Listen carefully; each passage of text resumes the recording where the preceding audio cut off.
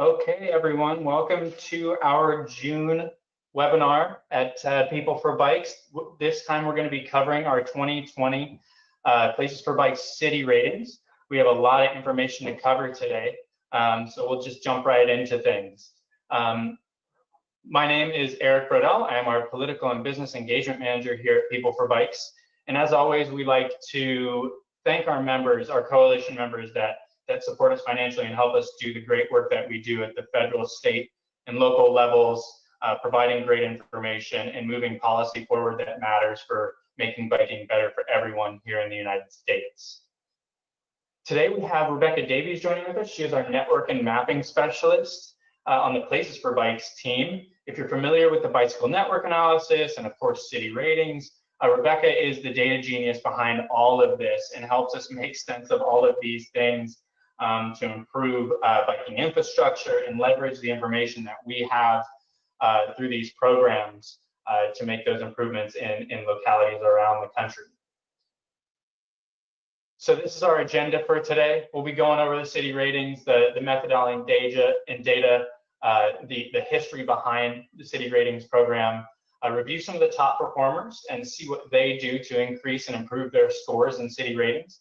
And then we'll finish things up with how you can get involved by enrolling in the city ratings program and answering some questions at the end with the time that we have. So with that, I'll hand things over to Rebecca and get things started. Great, thanks Eric for the introduction, and thank you all for joining us today. You may have had a chance to take a look at the city ratings and kind of see where cities of interest to you fall. And today we're going to just get a little more in depth about why some of these cities score how they do, and provide some kind of case study examples for that. I'm not going to spend a lot of time going really deep in the weeds on the methodology and data. We have information about that on our city ratings website, and I'm happy to talk about that either in time we have for questions at the end of this call or offline later. So yeah, so definitely we can address that. But today we'll just kind of give you an idea of what makes these city ratings what they are and why cities score how they do. So first, just some basics. Our real goal of the city ratings is to measure progress towards creating better places for people to ride bikes. Without these measurements, it's hard to know, are cities improving? Are they becoming better places for bikes? Are they moving quickly towards becoming better places for bikes? And what is working in different cities to make them better places for bikes? So we have a variety of ways we measure that, and I'll talk about that today. This is our third year of producing the city rating, so we've now got 3 years of data to look at. And we're looking forward to being able to measure a lot of these measurements over time and see how they improve, what the trajectories are of different cities. We've rated 567 cities this year. We are adding new cities every year, so city ratings grows a bit each year. And also we use, just to touch upon, we use a variety of data sources. They range from public to private data sets. We also use data that we produce, including surveys we field. So that's all part of the mix of the city ratings. And like I said, I'm happy to talk about the details of that, either at the end of the call if you have questions or later on.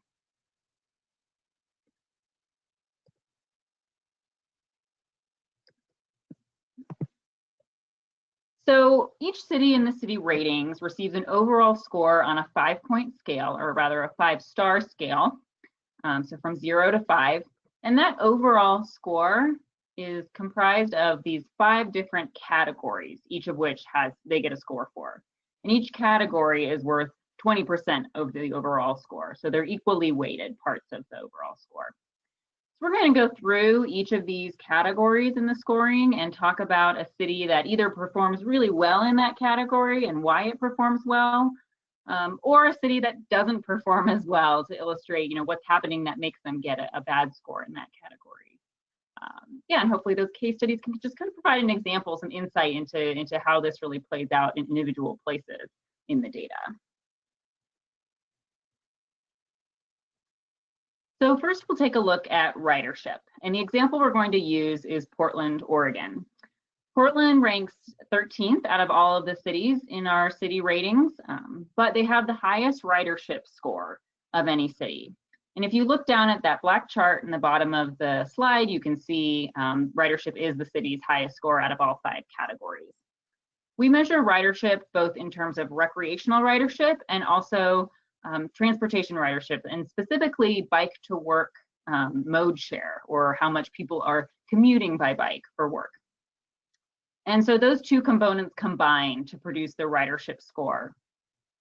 One interesting note is that the top 5 ridership cities all have large transit systems and offer multimodal options for commuters. So that's not necessarily a research finding per se from this data, but rather just an observation we've made looking at the results this year.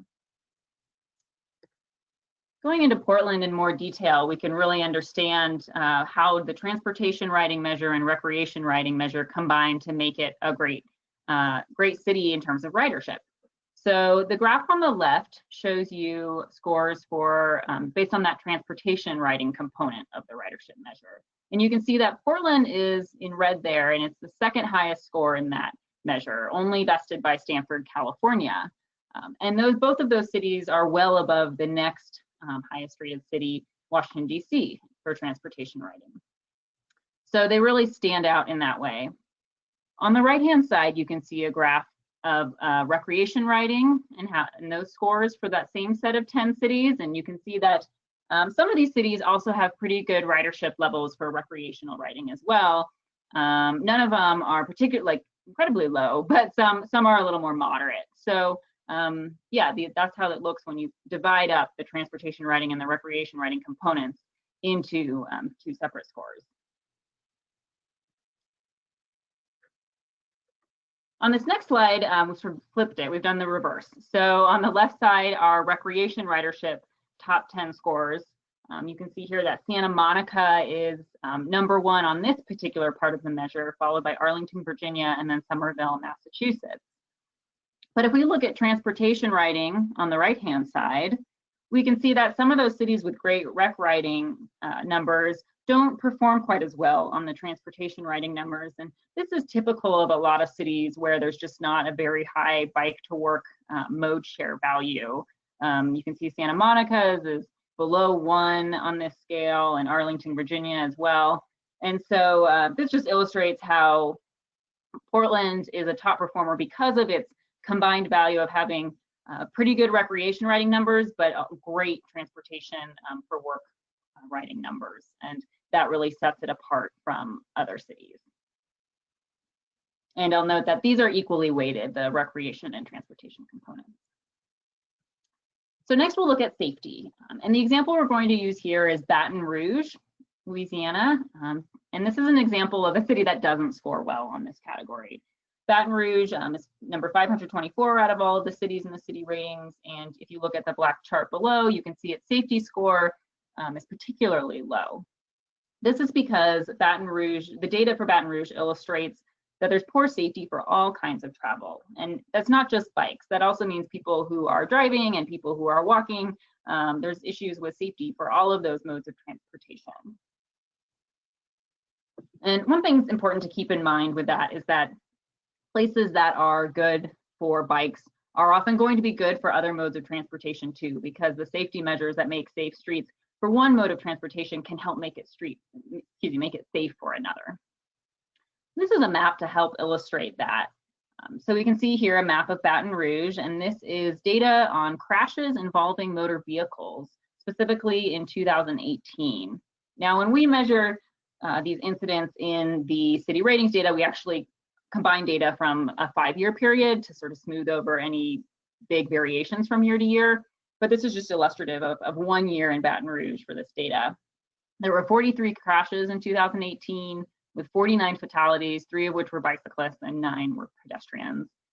And you can see on this map here, there's certain areas that are really highlighted by the number of incidents in that area, or particular corridors, even specific streets where a lot of these crashes are happening. And so this would be information that a city could use to inform the work that they're doing to try to improve safety for bikes and people on bikes and people on foot, but also people in cars, because that safety is important for all road users and will ultimately benefit bicyclists and bicycling in that city.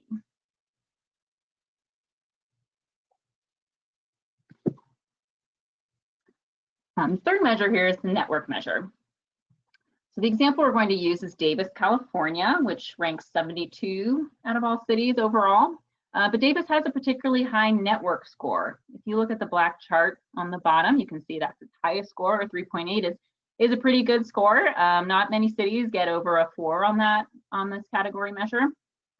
The main reasons that a city like Davis and other high scoring network cities score well is because of a few main reasons. One, there's slow travel speeds on neighborhood streets. So generally that means 25 miles per hour or less on those residential types of roads. That's because these roads are inherently usually good for bikes. They don't have a lot of car traffic, they don't have a lot of destinations people are trying to get to. It's mostly housing. And so if the speeds are slow enough, then these can be good roads for people to ride bikes. But if the speeds are high, we know that higher speeds lead to when there is an incident, when there's a crash, higher speeds are more likely to lead to worse outcomes, more severe injuries and fatalities. So having those low speeds on residential roads is really important to overall safety. Another important factor is having protected bike lanes and separated paths on busier roads. So imagine a road with 4 lanes of traffic with a speed limit of 40 miles per hour. On those kinds of roads, a painted bike lane is not going to be enough for most people to want to ride a bike. Most people are going to want a greater degree of separation from cars to feel safe and comfortable. So it's important on those busy streets that either there is some form of barrier between bicyclists and cars, whether that's bollards or concrete curbs, for instance, or even a row of parked cars between the moving cars and the bicyclists, but something to protect people. Or conversely, a separated path that's like a sidewalk, totally independent of the road. And then finally, safe intersections. If there's no safe way for people on bikes to cross a street, then it's not going to be an area they're going to want to bike in. It's going to feel unsafe, and they're not going to feel like they can connect to the places they want to go. So safe intersections are very important. So these are things Davis has done pretty well to earn it this higher network score. And I'll note here that paint and signage are not enough to improve a city score. For instance, a painted image of a bicycle on a street to indicate that it's a bicycle route can be beneficial for directional purposes, but it won't change the network score. There has to be these measures that really substantively improve the network and people's feeling of safety and comfort while they're bicycling.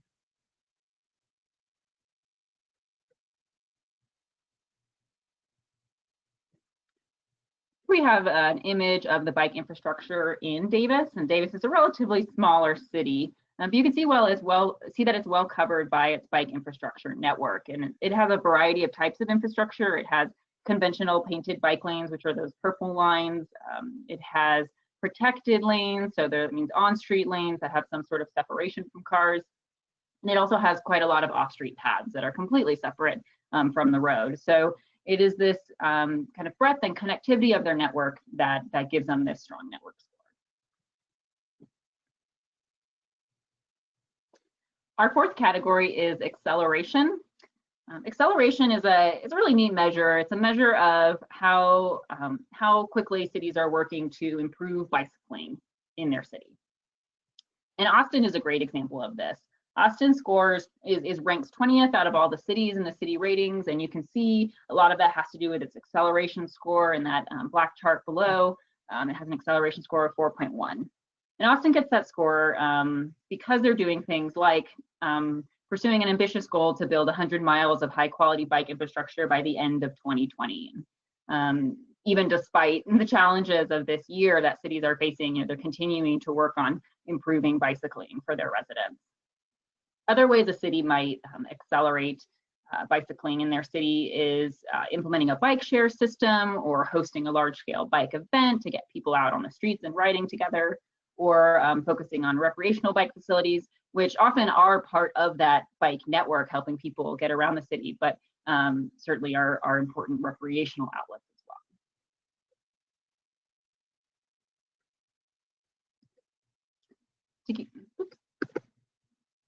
jumped ahead there. Okay, so just to give you an idea of some recent headlines from Austin showing what they're doing.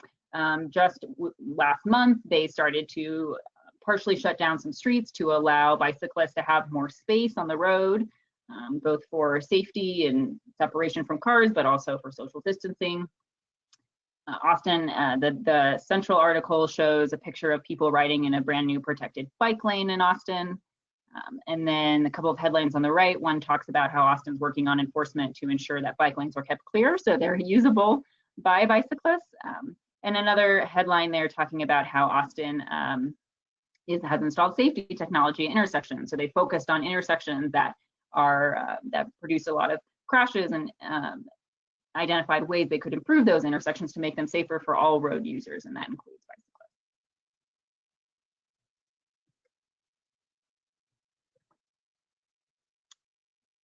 Our fifth and final category is reach, and reach is probably the most complex calculation that we have. So just kind of follow along with the general pieces of it, and like I said, we can go into details later if you're interested. Berkeley is a good example of the reach score. It's new to our city ratings this year, and scored fairly well at 50th out of all of the cities. And the reason Berkeley scores well on reach is because people in underserved groups, historically underserved populations, have better access to the bike network than the population average. So we're looking at not only do these historically underserved populations have access to the bike network at a rate equal to everybody else, but do they have access, an even better opportunity to access great bicycling, to encourage them and help them get out and ride. I'm going to show you a few maps here to illustrate that. So this first map here is a map of the quality of the bike network.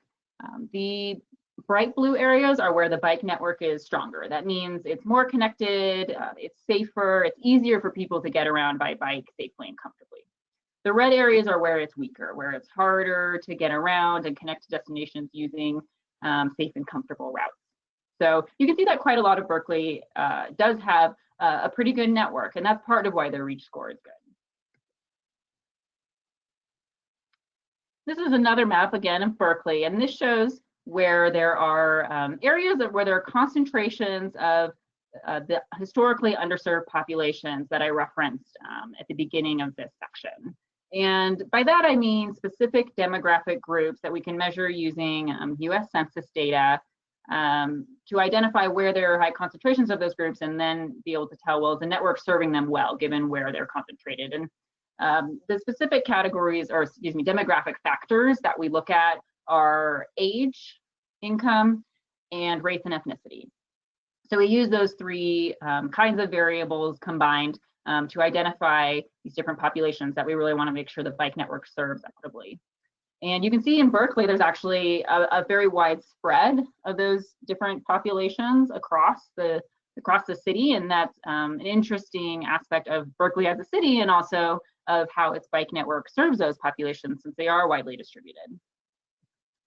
We can overlay those two maps and see that those areas I identified in green in the last map, they now have the sort of gray boundaries around them now. Overlaying them with the quality map for the bike network, we can see that in fact those populations are concentrated in areas that have good access to the bike network. They're also in areas that don't have as much good access to the bike network, but it's relatively evenly distributed. There isn't a strong disparity in where those populations are living versus where the bike network is strong. And so that's why Berkeley scores well on this measure. However, there's one other component of reach, and Berkeley doesn't score quite as well on this measure, and that's looking at bicycle mode share. So this is the commute to work measure, comparing that for men and for women. And we can see that with this chart here, the column on the right shows the mode share for men commuting to work, and the column in the middle is women, and we can see men are riding at much higher rates than women. So that's an area for improvement for the city to identify why is there this disparity, and what can we do to address it. There is research that shows when the bike network feels safer and more comfortable for more people, then women are more likely to ride in greater numbers. So that's one consideration.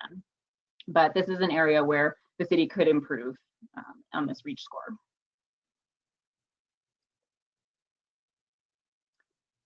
So those are 5 examples of our 5 different categories and how we score cities in those categories. Here's a list of the top 20 cities overall, just to give you a sense for who's really charging ahead in these city ratings.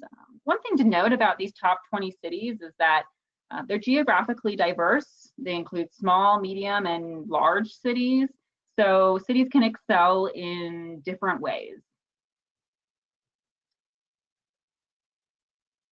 And another, this also highlights that, how cities excel in different ways. San Luis Obispo, at the top of our ratings this year, has a really strong acceleration score. Washington, D.C. has a high ridership value, and Fort Collins, Colorado, scores really well on safety. So looking at these different categories and how the city scores on each of them can give you an idea of you know, where they're succeeding, and then also areas where there's room for improvement, where they should focus on, you know, identifying what needs to happen to excel in that area. And I'd like to talk briefly about how you can get involved. You know, looking at this data, thinking about what it says about what bicycling is like in U.S. cities.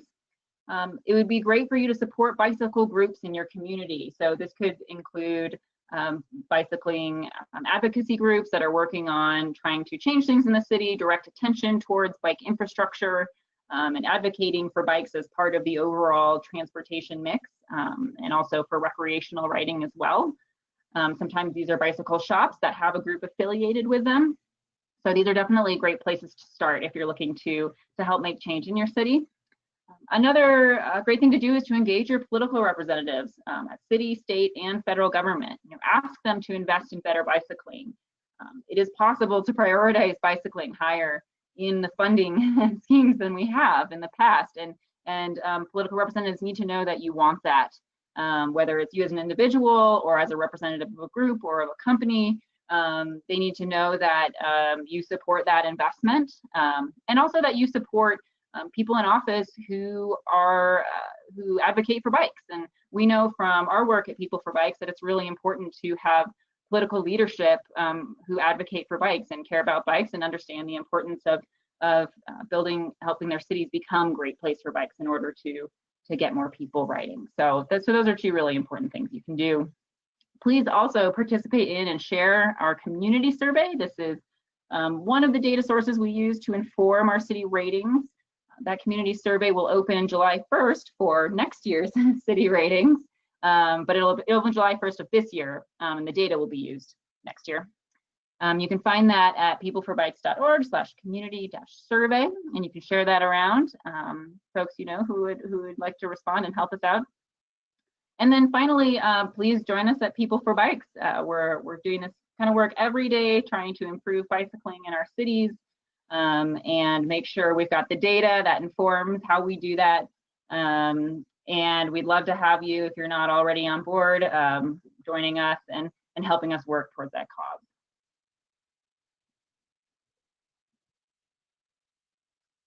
So thank you so much, everyone, for being here today, and we'll move into a little time for Q&A. Great.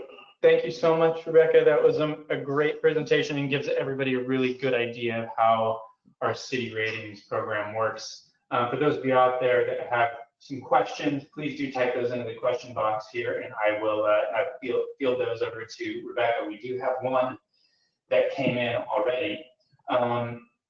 Brandon is wondering, while it's a different methodology, is there any work behind the scenes on collaborating with the League of American Bicyclists in their city ratings program? I'm not exactly sure what it's called, but Rebecca.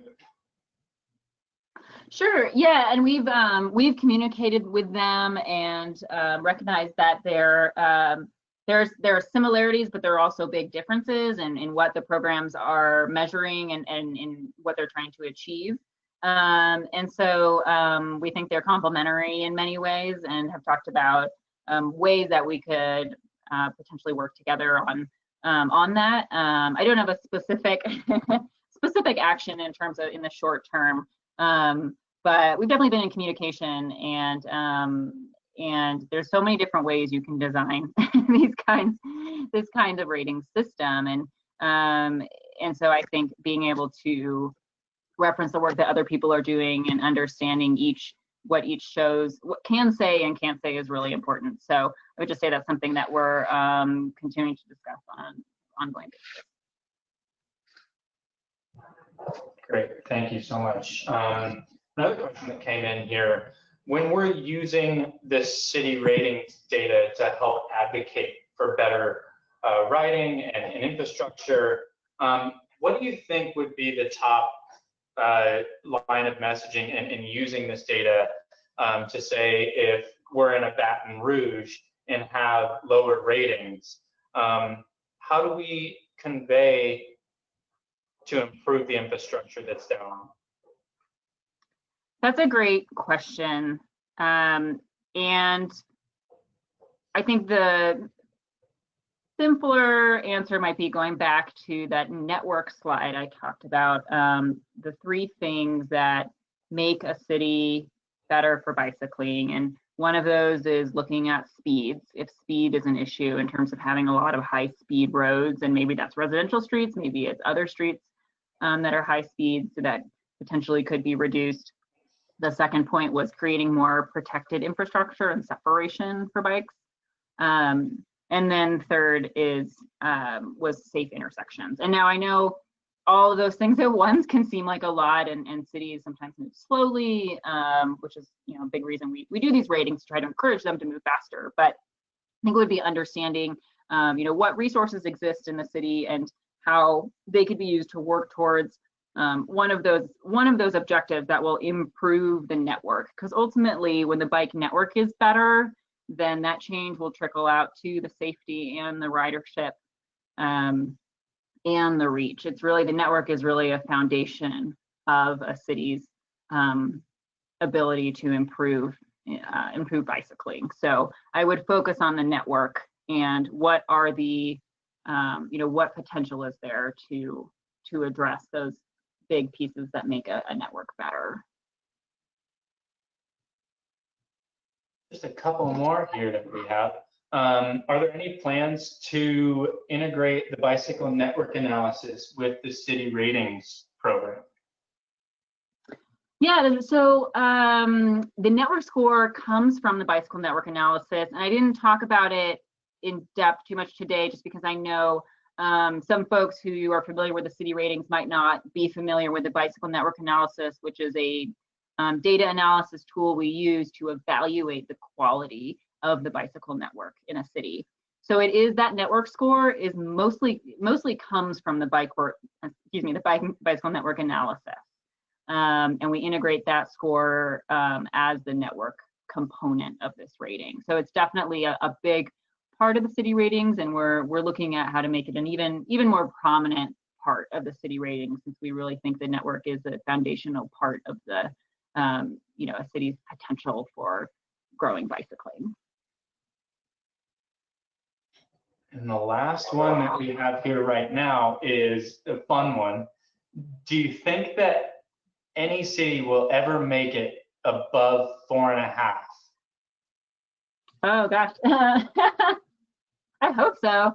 I hope it happens soon. I think there are cities that are really doing impressive things and have big ambitions, and we need more cities to have those ambitions, and recognize that the day-to-day work is not easy when you've had decades of concentration in many cities on developing roads for motor vehicles. It can be hard to shift towards this thinking of roads as places for all kinds of users, all kinds of forms of travel, and making it good for all of them. So saying that, I think we'll see a city get there. I don't know that it'll happen, in the next couple years. That might not happen. But some of the cities, if they keep having these high acceleration scores, then if they keep accelerating the way they have to get those acceleration scores, then they should get there. But it'll take time, especially, I mentioned Austin is doing a lot of work, a lot of great work, but it's also a really big city. So it's a lot of ground to cover, and there are a lot of other factors that can come into play when you're trying to change an entire city. So, so yes, I think we'll get there, but I don't think it'll be, immediate or short term necessarily. Great, thank you for all those answers. Those were super helpful. Thank you everyone for joining us today. Obviously this work helps to inform all of our work in practice. Feel free to use these resources. You can find them there at cityratings.peopleforbikes.org. Rebecca and I are available for questions if you have any on the City Ratings program and the bicycle network analysis. And please do reach out if you have any questions about People for Bikes Coalition membership and how you can get more involved with People for Bikes in general. And with that, enjoy the rest of your Wednesday. Thank you all so much for joining us again, and we will talk to you again soon.